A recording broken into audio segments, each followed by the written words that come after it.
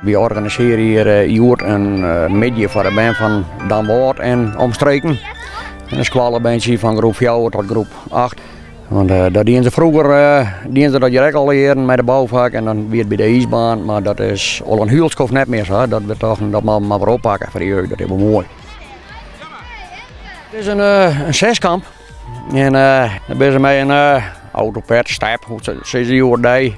Maar ze een slalom doen en dan gaat hij ook om een snelste tijden. En nou ja, 6 uur wordt het dan een stormbaan en je moet met een voetbal met ze ergens erin zitten. De organisatie had wel maatregelen getroffen om dit evenement te organiseren.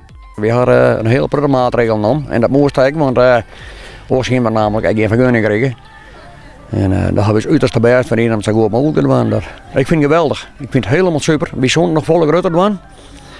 Dus zo dus ook nog dat weer de bedoeling om een rommelmarkt, een oldtimermarkt en de live muziek in de tent op een vrijdag en een bingo en zulke soort dingen. Maar ja, dat kon al je net er ook in, want er zijn maar 250 mensen op het terrein, maar ook kreeg weer orenregels.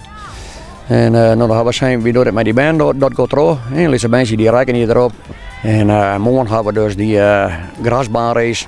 Nou ja, daar zijn er dan 250 mensen aanwezig en meer mag je net komen. Zo'n vorig jaar is de organisatie weer met de gasbaanrace begonnen.